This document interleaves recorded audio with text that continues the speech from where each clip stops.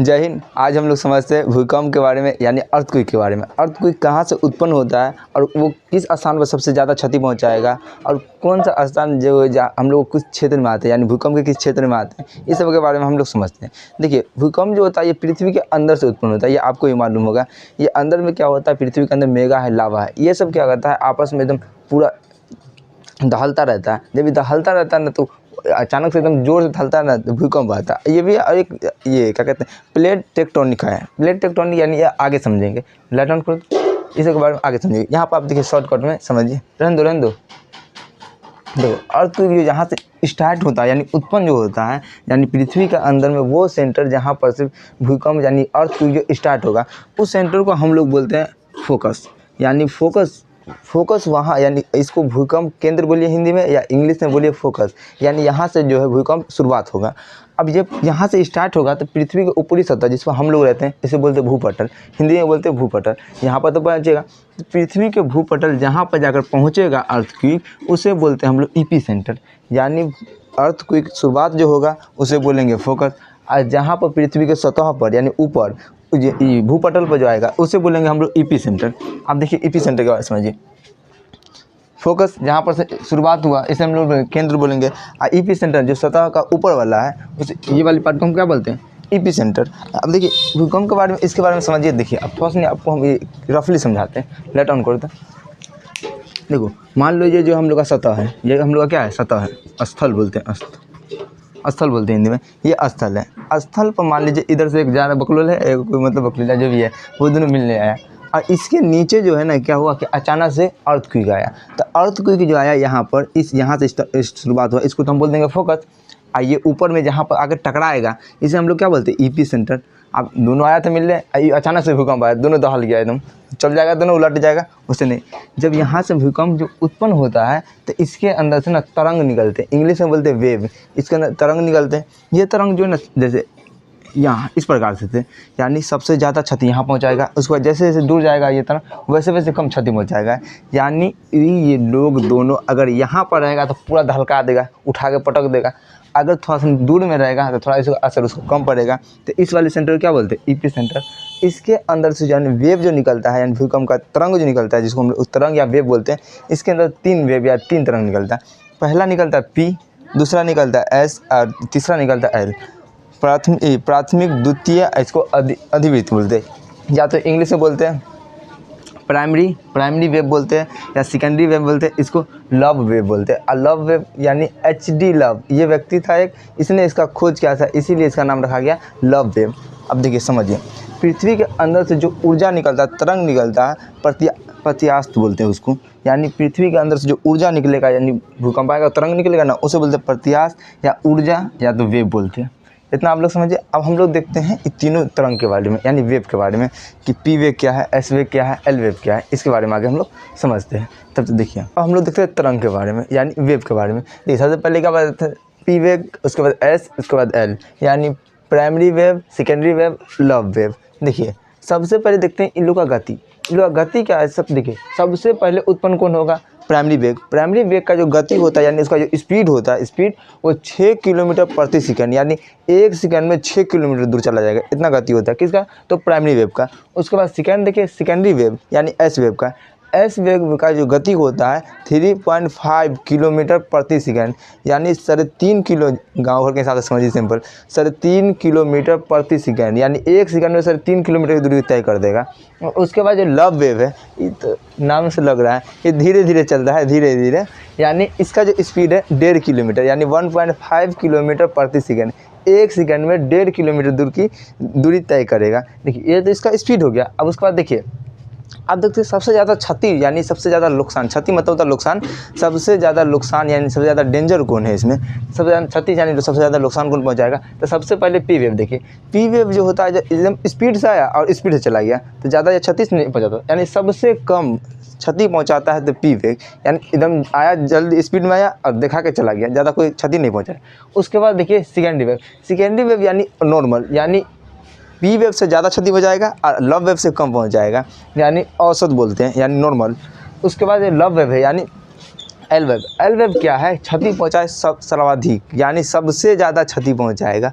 अब देखिए इसको समझने के लिए देखिए समझ, अब मान लीजिए एक सिंपल में समझिए, मान लीजिए आप इसी पर लेते हैं, मान लीजिए किसी को मतलब कोई किसी को फंसाया, उसके बाद मान लीजिए उसे पीछे पड़ा हुआ था, अचानक से उसको आसानी से नंबर मिल गया, आसानी से बात उत कर रहा है, कोई दिक्कत नहीं।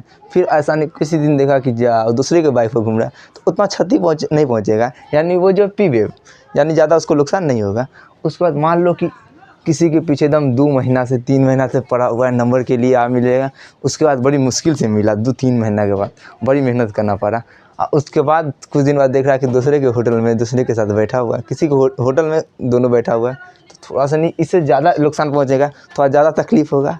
आप ज़रा देखिए एल वेव, आप उसको शुरू से ही लगे हुए हैं, मतलब 9th क्लास से आप फंस जाते हो, उसका धीरे धीरे धीरे मान लो कि ग्रेजुएशन में आके, यानी या पार्ट 1 या ग्रेजुएशन बोलिए बीए में आके सेटिंग हुआ, उसके बाद अच्छा से चला, 1 साल 2 साल चला, एकदम आराम से घूमा फिरा दोनों बहुत देर तक। उसका अचानक से देखा कि चल गया छोड़ के, तब कितना क्षति पहुंचेगा, कितना नुकसान होगा, कितना उसको दर्द रहेगा। ऐसा कुछ नहीं होता है, ऐसे ही लोग कहते हैं कि पहली वाली को भुलाया नहीं जा सकता, दूसरी वाली अच्छी हो, पहली वाली भुला जाएगा। समझा कि नहीं, एक मस्ती है। तो सबसे ज़्यादा क्षति जो पहुंचाता है वो लव वेव। ये क्या करता है, ये तो आया एकदम चला गया, और ये ऐसे आया नॉर्मल चला गया, एयर पकड़ के पूरा हिला देता है। इसीलिए सबसे ज़्यादा नुकसान, सबसे ज़्यादा क्षति जो पहुंचाएगा वो लव वेव का रहेगा। और लव वेव इसको क्यों कहते हैं, तो याद रखिएगा, इसको एच डी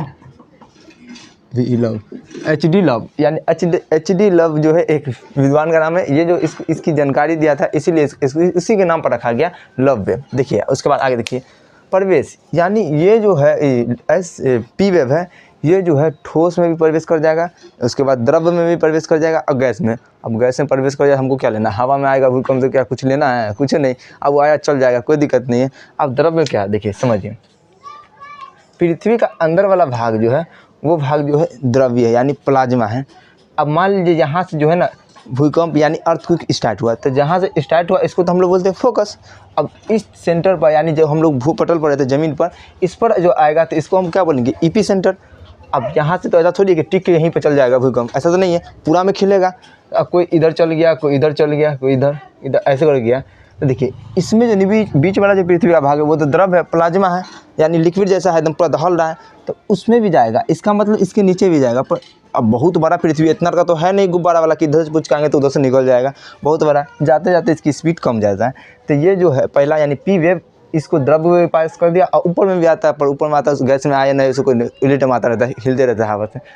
उसके बाद क्या है, ऊपर में यानी ठोस है, जो हम लोग रहते हैं इसको भूपटल, इसमें भी आके पूरा हिला देता है। उसके बाद ये देखिए सेकेंडरी वेव जो होता है वो पृथ्वी के ऊपर यानी ठोस वाले भाग पर तो आ जाता है, पर पृथ्वी के नीचे जो द्रव है, बीच में द्रव यानी लिक्विड में है, उसको पार नहीं कर पाता है। तो ये जो है द्रव में प्रवेश नहीं कर पाता है। कौन वेव, तो एस वेव में प्रवेश नहीं कर पाता। और ये जो वेव है लव वेव, ये नामों खचरे उसी नामों है इसका, जो ये क्या करता है, धरातल। अब धरातल क्या होता है, इसी को हम लोग बोलते हैं भूपटल, इसी को बोलते हैं धरातल, जिसमें हम लोग खड़े हैं धरातल। तो धरातल पर जो आता है पूरा अच्छा से एकदम हिला के जाएगा, उस कौन का वेव है, लव वेव है। तो इसीलिए हिंदी में इसको हम लोग बोलते हैं प्राथमिक तरंग, इसको द्वितीय तरंग, इससे बोलते हैं क्या बोलते हैं, धरातल वेव, धरातल तरंग बोलते हैं। वेव तो इंग्लिश में बोलते हैं, समझ कि नहीं, तो यहाँ नाम भी लिख दिए, प्राथमिक द्वितीय धरातल, ठीक है। आप समझिए इसकी जो चलता है, जो यानी किस तरह से चलता है। तो देखिए पी वेव जो होता है अनुदैर्घ्य चलता है। अब अनुदैर्घ्य क्या हुआ, अनुदैर्घ्य कहने का मतलब यानी आए और सीधे सीधे चल जाए। यानी पुष्पा को देखे हैं, पुष्पा आता है एकदम पैरों नहीं उठाता, आराम से चल जाता है सीधे सीधे, उठाया तो नहीं पैर, देखे होंगे पुष्पा मूवी देखेंगे तो देखिए कि होंगे कि पैर को उठाता नहीं, आराम से सीधे सीधे चल जाता है। यानी जो तरंग सीधे चल गया तो उसे क्या बोलेंगे, अनुदैर्घ्य बोलेंगे। तो पी वेव जो है ये उठता नहीं है, जैसे पानी का लहर उठता है ना, उसे नहीं उठता है, बल्कि ये सीधे सीधे चल जाता है, इसीलिए इसे बोलते हैं अनुदैर्घ्य। आप देखिए सेकेंडरी वेव यानी एस वेव और लव वेव, ये दोनों जो है अनुप्रस्थ है। अनुप्रस्थ का मतलब क्या होता है, अनुप्रस्थ का मतलब होता है, देखिए ये दोनों वेव जो है उठ के चलेगा, ये चलेगा उठेगा फिर जाएगा फिर नीचे, इसी को हम लोग बोलते हैं अनुप्रस्थ। जैसे प्रकाश से चलता है अनुप्रस्थ, ऊपर नीचे यानी ऊपर नीचे, ये क्या अनुप्रस्थ है। ये दोनों किस प्रकार चलता है, देखिए सेकेंडरी वेव लव वेव अनुप्रस्थ चलता है, और पी वेव जो कैसे चलता है, तो अनुदैर्घ्य चलता है। देखिए आगे समझिए आप। अब यहाँ पर हम लोग शॉर्टकट में समझिए, देखिए ये पी वेव है, ये एस वेव है, ये एल वेव है। देखिए पी वेव जो है वो ज़्यादा नहीं उठा, नॉर्मल ही है। देखिए सबका ये बराबर है, आराम से चल गया, आराम से एक दूसरे को धक्का मारते हुए चल गया, कोई दिक्कत नहीं। इसी में देखिए एस वेव को ये थोड़ा सा नहीं दिखाया झलक, यहाँ देखिए एल वेव झलक दिखला के चला गया, पूरे एकदम उठा दिया फिर पटक दिया, चल जो नीचे, तो पूरा उठा के पटक दिया चला गया। अब देखिए समझिए आवृत्ति क्या होता है, आवृत्ति की संख्या क्या होता है, आवृत्ति क्या होता है, तरंग दैर्घ्य क्या होता है, और उसके बाद आयाम क्या होता है, इसके बारे में समझिए। आवृत्ति जो होता है आवृत्ति की संख्या, यानी देखिए इसमें जो ये बना हुआ है इसी को हम लोग बोलते हैं आवृत्ति। यानी ये जो यहाँ पर थोड़ा ज़्यादा ये घिझमिझा गया है, यानी ज़्यादा हो गया है, इसको सिंपल भाषा में घिझमिझा जाना है। तो यहाँ पर देखिए ये जो बन रहा है 1 2 3 ऐसे बन रहा है ना, उसे बोलते हैं आवृत्ति की संख्या। क्या बोलते हैं, आवृत्ति संख्या तो हम लगाए हैं ना, गिनवाएंगे ना, इसीलिए ना, तो इसे बोलते हैं आवृत्ति। तो देखिए इसमें देखिएगा 1 2 3 4 5 6 7 8 9 10 11 12 13, इसमें जो आवृत्ति की संख्या 13 है। तो सबसे ज़्यादा आवृत्ति किस में बनेगा, तो पी वेग में। इसमें देखिए तो 13 बोल दिए हैं, इसमें देखिए 1 2 3 4 5, इसमें कितना आवृत्ति कितना 5 है। इसमें देखिए जरा 1 2 3, तीने में हिला दिया, इसको 13 आवृत्ति बनाया, ये 5 बनाया, या तीने में हिला दिया। तो सबसे ज़्यादा आवृत्ति यानी सबसे ज़्यादा आवृत्ति किसका बनेगा, तो पी वेव का बनेगा। और सबसे कम आवृत्ति किसका बनेगा, तो एल वेव का बनेगा। देखिए तो यहाँ हम दे दिए सबसे ज़्यादा आवृत्ति किसका बना, तो पी वेव का। आवृत्ति की संख्या इसका औसत या नॉर्मल, एल से ज़्यादा बनेगा, पी से कम बनेगा। और उसके बाद सबसे कम आवृत्ति किसका बनेगा, तो लव वेव यानी एस वेव का, सॉरी एल वेव का बनेगा। उसका तरंग दैर्घ्य क्या होता है, देखिए समझिए। एक तरंग के दूसरे तरंग के बीच की गैपिंग को यानी बीच की दूरी को हम लोग बोलते हैं तरंग दैर्घ्य। क्या बोलते हैं, तरंग दैर्घ्य। देखिए एक तरंग ये है, एक तरंग ये है, यानी दोनों तरंग बोलिए या क्या बोलते हैं इसको, आवृत्ति बोलिए। एक आवृत्ति दूसरा आवृत्ति, इन दोनों के बीच की जो दूरी है इस दूरी को हम लोग क्या बोलते हैं, तरंग दैर्घ्य। तो इसमें बताइए क्या दूरी ज़्यादा है, नहीं है। तो पी वेग में जो है तरंग दैर्घ्य की संख्या होता है कम। देखिए कितना सा दूरी है, थोड़े सा नहीं है कि नहीं। इसी में थोड़ा सा नहीं, एस वेग में देखिए इसमें दूरी क्या है, औसत इससे ज़्यादा है यानी पी वेग से ज़्यादा है, और एल वेग से कम है। तो इसका जो तरंग दैर्घ्य है यानी दो तरंग यानी दो आवृत्ति के बीच की दूरी जो है ये नॉर्मल है यानी औसत है। यहाँ देखिए ज़रा इसका एल वेव का, देखिए एल वेव में सबसे ज़्यादा दूरी तरंग दैर्घ्य में, यानी आवृत्ति में सबसे ज़्यादा दूरी यानी तरंग दैर्घ्य किसका है, एल वेव का। यहाँ देखिए सबसे ज़्यादा ऊपर दे दिया, यानी समझिए ज़्यादा है, इसका मतलब नीचे में कम है। अब थोड़ा ज़्यादा लिखना पड़ जाएगा ना, आप समझाने हैं। तो सबसे देखिए आप आयाम क्या होता है, आयाम देखिए क्या है, आयाम जो होता है तरंग की ऊंचाई को आयाम कहते हैं। अब क्या है ऊंचाई, यानी यहाँ से लेकर यहाँ तक ये ऊंचाई को क्या बोलते हैं, आयाम।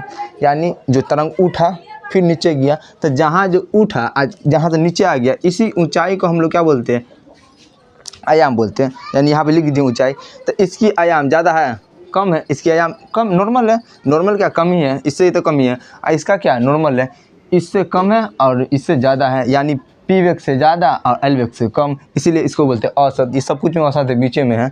और उसके बाद एल वेव का जरा सा देखिए, इसका ऊंचाई कितना है, सबसे ज़्यादा किसका है। अब तीनों एक बार रफली देखते हैं, ठीक है। पी वेग का आवृत्ति ज़्यादा कि कम, तो पी वेग का आवृत्ति ज़्यादा। एस वेग का आवृत्ति ज़्यादा कि कम, तो औसत। एल वेग का आवृत्ति यानी ज़्यादा कि कम, आवृत्ति यानी कितना बन रहा है वो कम बनेगा। उसके बाद पी वेग का तरंग दैर्घ्य, यानी बीच में जो दो तरंग के बीच की जो गैपिंग रहेगा, बीच की गैपिंग रहेगा ज़्यादा कि कम, तो कम। एस वेग की क्या रहेगा, नॉर्मल। उसके बाद एल वेग का क्या रहेगा, सबसे ज़्यादा बीच की दूरी है। उसके बाद आयाम यानी ऊंचाई, तरंग की ऊंचाई। तो पी वेग की जो तरंग की ऊंचाई होता है वो क्या है, सबसे कम, या इसमें सबसे कम है औसत नॉर्मल, और सबसे ज़्यादा ऊंचाई एल वेव। ध्यान देखिए ये तो तय है कि आपको कुछ याद न रहे या न रहे, ये वाली वेव याद रहेगा 100% एल वेव। ठीक है, इतना हम लोग समझे। आगे और हम लोग आगे समझते हैं, ठीक है। जब तक आपको स्क्रीनशॉट लेना तो ले सकते हैं।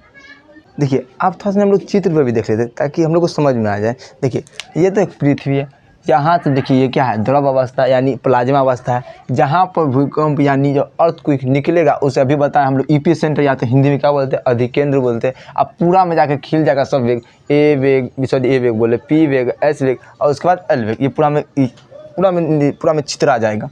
तो यहाँ पर ध्यान दीजिए, दिखाई दे रहा है, एक नॉर्मल देख लीजिए। उसके बाद आगे हम लोग देखिए थोड़ा सा देखिए ये कौन सा वेग है, पी वेग देखिए कैसे जा रहा है, सीधे जा रहा है। गौर से थोड़ा सा देखिए, यहाँ से जा रहा है, ये कौन सा वेग है, तो ये पी वेग है। देखिए यानी अर्थक्वेक जो आता है ऐसे ही आता है। एक नॉर्मल आपको समझने के लिए 3D में दिखा रहे हैं, ठीक है। उसके बाद देखिए एस वेग, ऊपर नीचे जा रहा है, इसे क्या बोलते हैं? अनुप्रस्थ। एस वेग किस प्रकार चल रहा था? अनुप्रस्थ चल रहा है। अब देख सकते थोड़ा सा। उसके बाद देखिए ये भी ऐसे वेग है, ऐसे वेग का ही बता रहा है अच्छा से।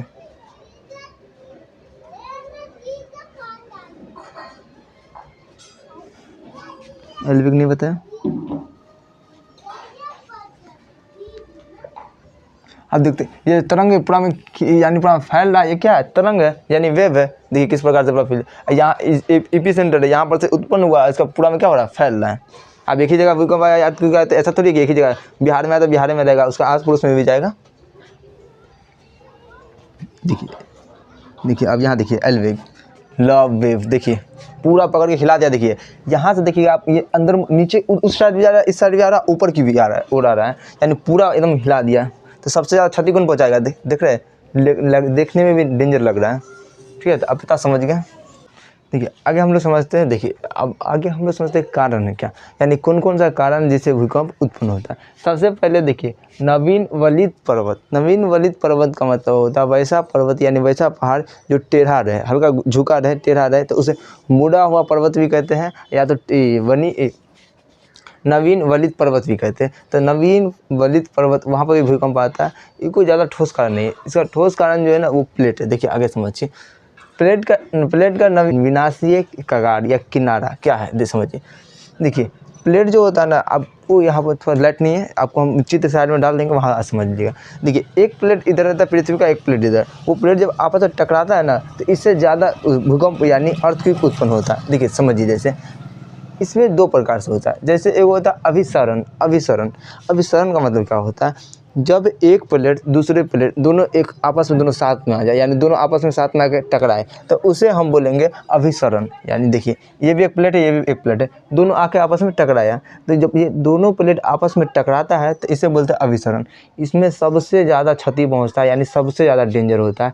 अब मान लीजिए उसी जहाँ पर जो प्लेट टकराया वहीं के आसपास में एक शहर है, पूरा तबाह हो जाएगा। तो सबसे ज़्यादा डेंजर जो माना जाता है अर्थक्वेक में अभिसरण यानी एक प्लेट दूसरा प्लेट आएगा, दोनों आपस में टकरा गया, तो सबसे डेंजर माना जाता है। उसके बाद आता है अवसरण। अवसरण का मतलब क्या होता है?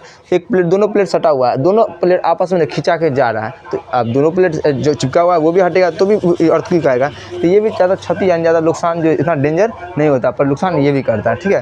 तो अभिसरण, जब एक प्लेट दूसरे प्लेट से हटेगा तो अभिसरण। उसके बाद अभिसरण नहीं, भ है इसमें, वह है अवसरण, हटेगा, अभिसरण सटेगा, यानी दो प्लेट आपस में सटेगा तो अभिसरण, दोनों प्लेट आपस में से हटेगा तो अवसरण, ठीक है। अब देखिए भारत में ना भूकंप के क्षेत्र के हिसाब से ना 5 भागों में बांटा गया। हालांकि 5 भागों में बांटा गया, एक को हटा दिया गया, चारे को देखा जाता है। जैसे आपको चित्र में दिखाई देता होगा, साइड में देखिए आपको हम दिए चित्र, वहाँ पर आप देख सकते हैं कि एक ऑरेंज कलर में होगा, लाल कलर में होगा, और उसके बाद येलो कलर में होगा। देखिए समझिए, जैसे मान लीजिए ये भारत है,